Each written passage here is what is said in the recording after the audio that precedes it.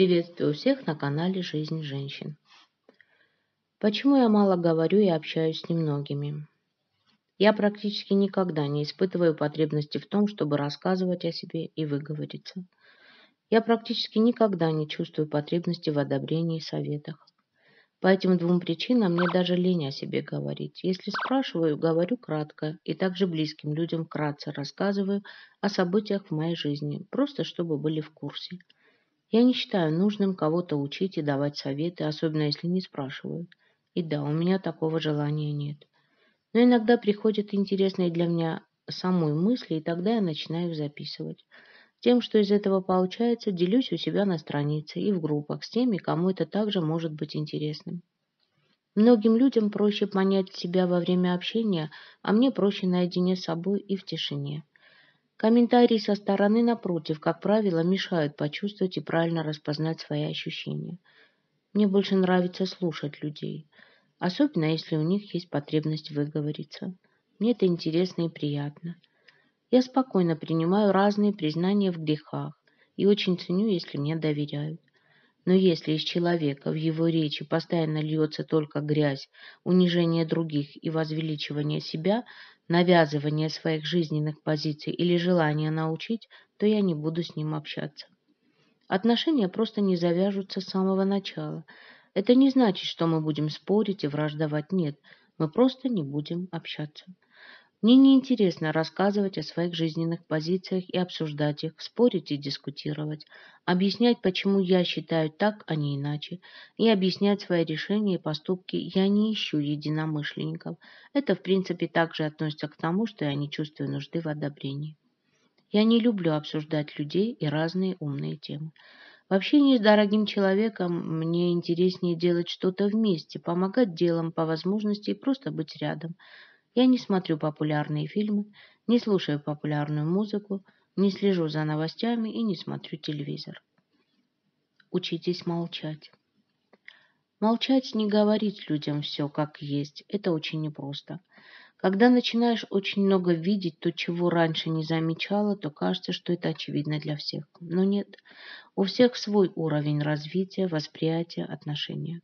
К тому же к каждому человеку нужно подходить сообразно уровню его сознания. А какой у него уровень? Для начала надо научиться видеть. Что толку рассуждать на своей высоте о высоких материях, если человек не сможет вас понять? Нужно спуститься к его видению процесса, стать для него зеркалом, в котором он видит свои проблемы, и для него понятно такое отражение. Если вы ему поставите свое зеркало, где отражается ваш мир, он его просто не увидит и не обратит внимания. Он решает свои проблемы. Таким образом, поделиться с кем-то можно лишь на своей волне, которая резонирует и понимает вас.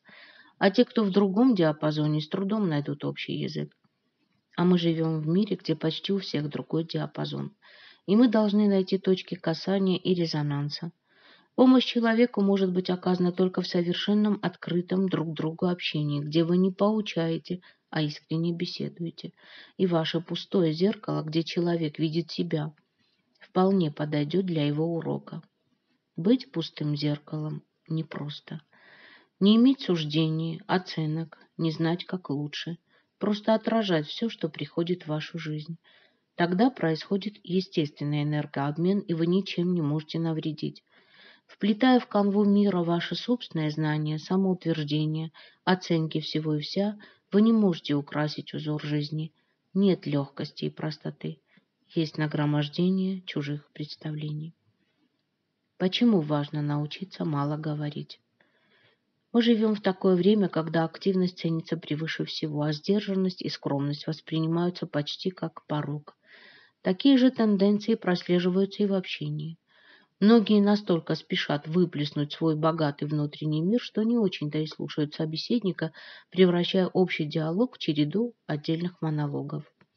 Умение живописно и быстро высказывать свои мысли, разумеется, важно, но не менее ценным является и умение слушать. Лишние, бессодержательные разговоры сильно растрачивают твою энергию, особенно болтовня, подкормленная эмоциями. Когда у тебя в жизни что-то происходит, попробуй одну практику. Не говори об этом никому, когда аж до боли чешется рассказать. Что-то случается, сохрани это в себе. Тогда ты сохранишь внутри себя силу и потенциал этого происшествия. Также, когда кто-то пытается вовлечь тебя в свои рассказы, сохраняй спокойствие и следи за своими эмоциями. Не позволяй им управлять тобой и вовлекаться в чужие эмоции. Это заметят даже окружающие. В каком ореоле силы и загадочности ты начнешь пребывать, а на самом деле ты просто сохранила себя, не растратив для более ценных подвигов, чем пустоплюйство. Итак, научиться молчать и не говорить лишнего является искусством в общении. Навыки общения постигаются с возрастом, и здесь главное усвоить такие правила. Не говорить лишнего, а только по существу. Проявлять уважение к тому, с кем происходит коммуникация, и научиться молчать в нужной ситуации. Со знакомыми людьми, как правило, проблем не возникает в общении, поскольку человек хорошо знает, как отреагирует на те или иные его слова, новости, реплики. А вот общаясь с незнакомыми людьми, стоит научиться, когда надо смолчать, держать язык за зубами, не проявлять негатива, быть доброжелательным. Разговаривать желательно с улыбкой, стараясь, чтобы слова и фразы были к месту. Если тяжело пересилить себя, научиться молчать и не говорить лишнего, то целесообразнее просто избегать общения с неприятными людьми. Умение слушать является не менее, а иногда даже и более ценным навыком, чем умение говорить. Общение между людьми является сложным процессом, в котором все должно быть сбалансировано. Как бы вы ни были остроумны и эрудированы, иногда стоит наступить на горло собственной песни и начать слушать. Возможно, что пользы от этого вы получите гораздо больше, чем от умения много и хорошо говорить. Напишите в комментариях, что вы думаете по этому поводу. Хочу напомнить, что на канале «Жизнь женщин» вы найдете много полезной и нужной информации для себя. Поэтому подписывайтесь и жмите на колокольчик. А я благодарю всех за лайки и отзывы.